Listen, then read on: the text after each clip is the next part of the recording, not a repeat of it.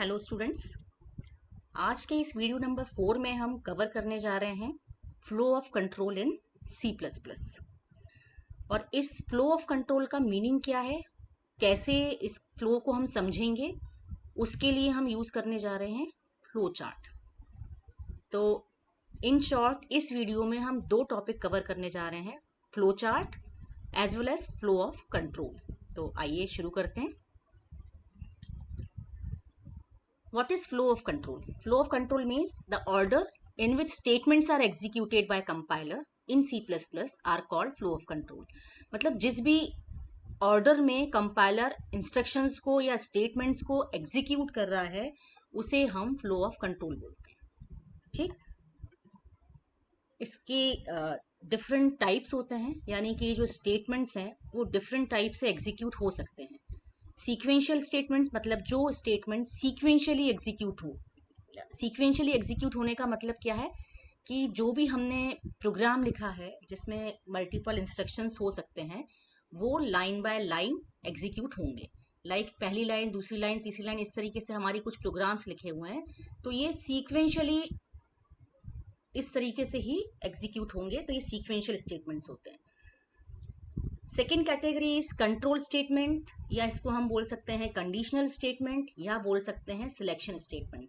जैसा कि नाम से ही समझ में आ रहा है, सिलेक्शन स्टेटमेंट्स मीन्स ये जो इंस्ट्रक्शन लिखी हुई है वो सीक्वेंशियली इस तरीके से सारी की सारी इंस्ट्रक्शन एग्जीक्यूट ना होके कुछ सेलेक्टिव स्टेटमेंट्स एग्जीक्यूट होंगे, जैसा based on the given condition. मान लीजिए हम कुछ चाहते हैं कि यदि ऐसी कंडीशन है तो ये स्टेटमेंट एग्जीक्यूट हो, अदरवाइज ना हो, तो वो सिलेक्टिव स्टेटमेंट्स ही एग्जीक्यूट करेगा। इसे हम बोलते हैं कंडीशनल स्टेटमेंट और सिलेक्शन स्टेटमेंट और control statements. And third category is iterative statement. Iterative statement का को हम एक और नाम से जानते हैं लूपिंग स्टेटमेंट, जहां पर कुछ स्टेटमेंट्स को आप रिपीटेडली एग्जीक्यूट कराना चाहते हैं, सेम इंस्ट्रक्शंस बार बार एग्जीक्यूट होती है, तो उन्हें हम इटरेटिव स्टेटमेंट्स बोलते हैं। तो फ्लो ऑफ कंट्रोल को समझने के लिए हम यूज करने जा रहे हैं फ्लो चार्ट का। तो यदि आपने फ्लो चार्ट पहले से नहीं पढ़ा है तो हम यहाँ पर थोड़ा सा ब्रीफली इंट्रोडक्शन दे देते हैं, जिससे कि आपको एक आइडिया हो जाए फ्लो चार्ट होता क्या है। A flowchart can be defined as a diagrammatic representation of an algorithm, a step-by-step approach to solving a task. मतलब जब हम कोई प्रोग्राम लिखने जा रहे हैं तो उसकी एल्गोरिथम बनती है। यानी एल्गोरिथम क्या होता है, स्टेप बाय स्टेप उसके हम एक प्लानिंग लिखते हैं जिसको हम एल्गोरिथम बोलते हैं कि हाँ ये स्टेप एग्जीक्यूट होगा, देन ये स्टेप होगा। तो वो जो लिखेंगे हम कि कौन से स्टेटमेंट के बाद या कौन से स्टेप के बाद कौन सा स्टेप होगा, स्टेप वाइज जो हम प्रोग्राम को लिखेंगे लैंग्वेज के फॉर्म में, नॉट इन प्रोग्रामिंग लैंग्वेज, एक जनरल लैंग्वेज में लिखते हैं, उसे हम बोलते हैं एल्गोरिथम। तो इस एल्गोरिथम को या एक प्रोग्राम को यदि हम सिंबॉलिकली सिंबल से समझें कि ये एग्जीक्यूट होगा, फिर ये एग्जीक्यूट होगा, फिर ये एग्जीक्यूट होगा, मतलब उसका जो सीक्वेंस है वो हम समझें, तो उसे हम फ्लो चार्ट के थ्रू समझ सकते हैं, through diagrammatic symbols. It uses different kind of symbols and arrows to represent different kind of process and flow. Flow भी बताता है, एरो से ही बताता है कि फ्लो किस तरफ जा रहा है। तो इसे हम एग्जाम्पल से समझते हैं तो और क्लियर हो जाएगा। पहले तो हम सिंबल समझ लेते हैं कौन कौन से होते हैं। ये जो सिंबल दिख रहा है आपको, ये ओवल शेप का, जब हम एल्गोरिथम को या फ्लो चार्ट को स्टार्ट या स्टॉप करने जा रहे हैं तो ये सेम सिंबल का यूज होगा। ठीक है, तो ये स्टार्ट के लिए भी होगा या फिर स्टॉप के लिए भी होगा। स्टॉप या एंड कोई भी चीज कह सकते हैं। जब भी किसी वैल्यू का इनपुट लेना है या आउटपुट देना है, then we use this symbol. इस सिंबल में क्या हो रहा है, ये आप देख सकते हैं यहाँ पर थोड़ा सा स्लैंट आ रहा है बॉक्स में, तो इस तरह का बॉक्स बनाएंगे। आप स्ट्रेट बॉक्स नहीं बनाएंगे, क्योंकि स्ट्रेट बॉक्स बनाने से ये प्रोसेसिंग हो जाएगी। मान लीजिए आपको इनपुट लेना है कोई वेरिएबल का ए का, तो आप इस तरीके से इस बॉक्स में लिखेंगे।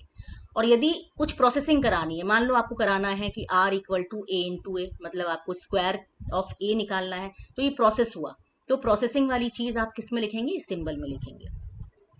Now this is decision box. Decision box में क्या करते हैं, जहां भी आंसर ट्रू और फॉल्स में आता है, लाइक आपको चेक करना है कि if R is greater than 100, यानी आर की वैल्यू 100 से बड़ी है क्या, तो इसके दो डिसीजन होंगे, या तो होगी या ना होगी। तो इसके दो फ्लो जाएंगे, यस में और नो में। यस में आप क्या कराना चाहते हैं वो इसके आगे आप कनेक्ट कर सकते हैं, और नो में जो भी कराना चाहते हैं वो इसके आगे कनेक्ट कर सकते हैं। ठीक है, तो इस तरीके से हम डिसीजन मेकिंग स्टेटमेंट्स को इस सिंबल से रिप्रेजेंट करते हैं, डायमंड शेप बॉक्स से। फ्लो कि किस डायरेक्शन में जा रहा है, ये एरोज हम किसी भी डायरेक्शन में फ्लो करने के लिए हम शो कर सकते हैं इन एरोज के हेल्प से। कनेक्टर का मतलब है, मान लीजिए आप फ्लो चार्ट बनाते हुए आप इस तरीके से आए और यहाँ पर आपका पेज की एंड आ गई, तो आप इसी चीज को कनेक्टर लगा के यहाँ से इसी पेज पे कनेक्ट कर सकते हैं और आगे फ्लो चार्ट कंटिन्यू कर सकते हैं। ये है ऑफ पेज कनेक्टर, मतलब पेज खत्म हो गया, आप नेक्स्ट पेज पे जाना चाहते हैं, then you will use this symbol. ठीक, तो चलिए हम इस फ्लो चार्ट के सिंबल का यूज करते हुए फ्लो ऑफ कंट्रोल को समझते हैं। फर्स्ट कैटेगरी हमने पढ़ी थी सीक्वेंशियल स्टेटमेंट। सीक्वेंशियल का मतलब है कि इंस्ट्रक्शंस या स्टेटमेंट सीक्वेंशियली या सीरियली एग्जीक्यूट होने वाले हैं। तो इसके लिए हम एक प्रोग्राम बनाएंगे, एक प्रोग्राम के लिए फ्लो चार्ट बनाएंगे, like flow chart to calculate simple interest. हमने प्रीवियस वीडियो में, लास्ट वीडियो में भी हमने इसके लिए एक प्रोग्राम बनाया था, तो आपको उसका एक आइडिया है कि प्रोग्राम कैसे बनता है। उसी के लिए हम फ्लो चार्ट बना रहे हैं। तो स्टार्ट करेंगे हम इस सिंबल से, ओवल शेप से। स्टार्ट करने के बाद हमें क्या करना था, हमने वैल्यू रीड की थी प्रिंसिपल, रेट एंड अमाउंट की। तो इनपुट के लिए ये वाला सिंबल है, तो हम यहां लिख सकते हैं इनपुट PRNT। ठीक है, हमने इनपुट ले लिया। इनपुट के बाद हमें क्या करना था, प्रोसेस करना था, SI को कैलकुलेट करना था। तो उसके लिए क्या हुआ, एक SI नाम का वेरिएबल लिया था और उसमें हमने किया स्टोर किसे, P/R/T, और इसको हमने डिवाइड किया 100 से। ठीक है, तो ये इंस्ट्रक्शन इसमें आ जाएगी, मतलब ये है प्रोसेसिंग। तो प्रोसेस के लिए ये सिंबल यूज करेंगे, और जब प्रोसेस हो गया तो आप क्या करना चाहोगे, रिजल्ट को प्रिंट कराना चाहोगे। तो इनपुट और आउटपुट के लिए सेम सिंबल यूज होता है, तो हमने ये सेम सिंबल यूज कर लिया। इसमें हम लिख देंगे प्रिंट SI। ठीक है, और प्रिंट करने के बाद हमारा प्रोग्राम ओवर हो गया। देन हम यूज करेंगे एंड और स्टॉप, कुछ भी यूज कर सकते हैं। तो यहाँ पर क्या फ्लो दिखा रहा है कि सबसे पहले ये लाइन एग्जीक्यूट हुई, देन ये वाली लाइन एग्जीक्यूट हुई, देन ये वाली लाइन एग्जीक्यूट हुई। यहाँ पर कोई भी सिलेक्शन बेस्ड क्राइटेरिया नहीं है कि ये स्टेटमेंट होगी या नहीं होगी। सीक्वेंशियली जिस ऑर्डर में लिखी है, line number 1, line number 2, line number 3, इसी ऑर्डर में लाइन्स एग्जीक्यूट हो गई। तो it is called sequential statement. Second category समझते हैं। Second is conditional statement. Conditional statements क्या होते हैं, स्टेटमेंट्स और instructions are executed based on the given condition. Execution order of statement में डिफर और it may be jump to another statement based on the given condition. That means यदि हमारे पास कुछ lines लिखी हुई हैं, तो जरूरी नहीं है कि लाइन नंबर 1 के बाद लाइन नंबर 2 ही एग्जीक्यूट होगी। हो सकता है यहाँ पर हमने कुछ चेक लगा रखा हो कि यदि ये ट्रू है तो आप लाइन नंबर 2 करो, यदि फॉल्स कंडीशन है तो आप चाहते हो लाइन नंबर 4 एग्जीक्यूट हो जाए। तो इस तरह का जब आप कंट्रोल बनाते हैं, then it is called conditional statements. तो चलिए इसके लिए हम समझते हैं एक प्रोग्राम से, एक फ्लो चार्ट से, flow chart to find greatest between two numbers. अब यहाँ पर हमें क्या करना है, दो नंबर लेने हैं और उनके बीच में कौन सा बड़ा है ये बताना है। चलिए इसको स्टार्ट करते हैं। सबसे पहले हमने लिया स्टार्ट सिंबल। स्टार्ट के बाद क्योंकि हमें दो नंबर्स में से चेक करना है, that means we need input of two variables और two values. So input A and B, हमने दो वैल्यूज को इनपुट ले लिया। अब हमारे पास जब इनपुट आ जाएगा तो हम क्या करेंगे, चेक करेंगे कि क्या A की वैल्यू B से बड़ी है। तो that means we need decision box, जहां पर हम डिसीजन ले रहे हैं कि क्या ये कंडीशन सही है। हमने यहाँ देखा कि if A is greater than B। अब A ग्रेटर देन B है तो इसके दो सॉल्यूशंस निकल सकते हैं, दो आंसर्स निकल सकते हैं, आइदर इन Y और इन नो केस। मतलब हो सकता है A ग्रेटर देन B है तो ये Y की ओर जाएगा, A ग्रेटर देन B नहीं है देन ये नो की ओर जाएगा। ठीक, तो यदि A ग्रेटर देन B है देन वी कैन से, क्या कह सकते हैं, print A is greatest, right.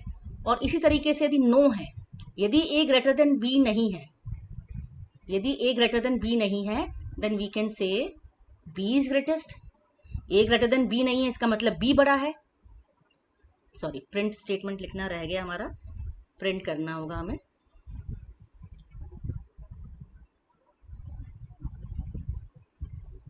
Print b is greatest.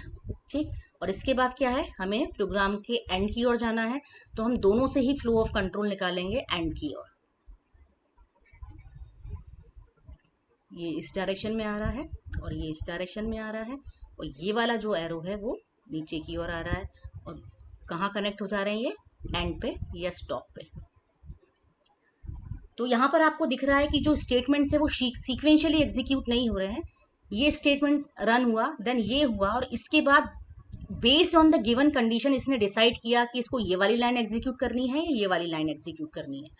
तो यहाँ पर हम इसको बोलेंगे सिलेक्शन ऑफ स्टेटमेंट, माने सिलेक्शन हो रहा है यहाँ पर, या हम बोलते हैं इसको कंडीशनल स्टेटमेंट।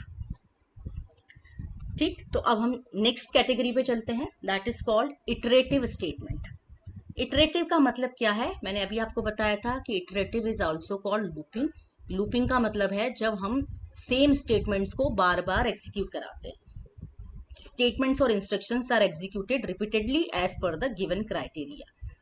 ठीक, तो इसके लिए हम एग्जाम्पल से समझते हैं। Flow chart to print natural numbers from 1 to 10। तो देखिए, प्रोग्राम हम जब बनाते हैं तो एक तो सॉल्यूशन है कि 1 प्रिंट करें, फिर 2 प्रिंट करें, फिर 3 करें, फिर 4 करें। इससे अच्छा जब हमें, मान लीजिए ये भी हो सकता है कि आपको 100 तक की टारगेट दे दिया जाए, तो उसके लिए प्रॉब्लम क्या होगी, आप 100 टाइम्स इंस्ट्रक्शन तो नहीं लिखेंगे। आपको करना क्या है कि एक नंबर को प्रिंट ही कराना है, वो नंबर इंक्रीज होता जाए, ये आपका लॉजिक होना चाहिए। तो इसका मतलब क्या है कि जो दो स्टेटमेंट है, एक नंबर को प्रिंट कराना, जो भी नंबर आप मान लीजिए ए है और इसको प्रिंट करा रहे हैं, तो ए को आप बार बार प्लस कराते जाएं, ए इक्वल टू ए प्लस 1 कराते जाएं, यानी कि इंक्रीज करते जाएं। और इन दो स्टेटमेंट्स को यदि आप 10 टाइम्स रिपीट करा देंगे तो ये क्या होगा, वैल्यूज को इंक्रीजिंग ऑर्डर में प्रिंट कर देगा। कैसे, एक बार हम इसको फ्लो चार्ट से समझते हैं। सबसे पहले हमने कहा स्टार्ट। अब यहां पर इनपुट की जरूरत है क्या, क्योंकि स्टार्टिंग वैल्यू नोन है, 10 तक बनाना है वो भी नोन है, यानी स्टार्ट और स्टॉप हमारे पास वैल्यू ऑलरेडी है, तो यहाँ पर इनपुट की जरूरत नहीं है। हम क्या कर सकते हैं, यहाँ पर प्रोसेसिंग जरूर होगी। क्या प्रोसेसिंग होगी कि हमें एक इनिशियल वैल्यू लेनी पड़ेगी, लाइक ए इक्वल्स टू 1। ए की वैल्यू हमने 1 स्टोर कर ली इनिशियली। अब हमें करना क्या है, जैसे कि मैंने बताया था, प्रिंट करेंगे और ए इक्वल्स टू ए प्लस 1 करेंगे। ठीक है, तो यहां पर हमने क्या किया, प्रिंट क्या है, आउटपुट स्टेटमेंट है, तो हमने आउटपुट स्टेटमेंट दे दिया, प्रिंट ए। ठीक, और इसके बाद हमने दे दिया ए इक्वल टू ए प्लस 1।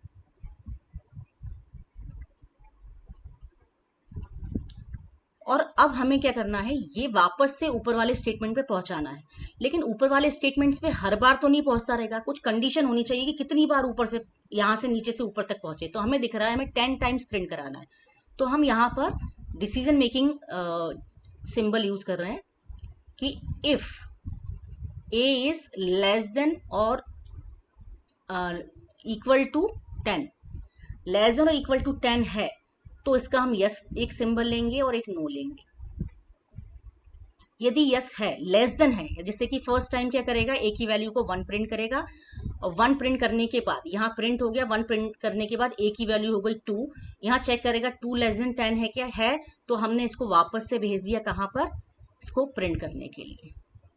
अब 2 क्योंकि लेस देन 10 था, ऊपर आया है, तो फिर से अब 2 प्रिंट करेगा। 2 प्रिंट करने के बाद इसको वैल्यू को कर देगा यहाँ पर 3, फिर चेक करेगा 3 इज लेस देन 10, यस, तो फिर से ऊपर जाएगा और फिर से प्रिंट कर देगा 3। ऐसा कब तक चलेगा, जब तक कि वैल्यू 11 नहीं हो जाती। जैसे ही 11 वैल्यू होगी तो ए लेस देन 10 कंडीशन फॉल्स होगी, तो ये नो पे चला जाएगा, और नो पे जाने के बाद इसको क्या करना है, एंड। तो यहाँ पर क्या हो रहा है, रिपीटेशन हो रहा है based on the given condition, given criteria. तो क्राइटेरिया हमने कहा कि 10 टाइम्स हम इसको चलवाना चाहते हैं, तो हमने ऐसी कंडीशन दी जो 10 टाइम्स के बाद वो फॉल्स हो जाए। तो जब तक ये कंडीशन ट्रू रहती है ये बार बार रिपीट करता रहेगा। तो इस तरह के स्टेटमेंट्स को हम बोलेंगे iterative statements. Now this is assignment for you. Draw a flowchart to read length and breadth of a rectangle and calculate area of triangle. इसके लिए आपको flowchart बनाना है. एक flowchart बनाना है कि नंबर ग्रेटर देन 10 है या नहीं, ये प्रिंट कराना है. यदि 10 से ग्रेटर है तो आप प्रिंट करेंगे yes it is greater than 10, otherwise कहेंगे it is less than 10. Then third is to draw a flowchart to print natural numbers from 1 to 20. अभी हमने 1 to 10 बनाया था, आपको 1 to 20 तक बनाना है. सो आई होप आपको कंसेप्ट क्लियर हुए होंगे. वीडियो पसंद आया तो लाइक सब्सक्राइब करना ना भूलें. और यदि कोई डाउट है तो आप बेझिझक कमेंट करके पूछ सकते हैं. मैं कोशिश करूंगी कि आपके सवालों का जवाब दे पाऊँ, आपकी रिक्वायरमेंट को फुलफिल कर पाऊँ. Thank you.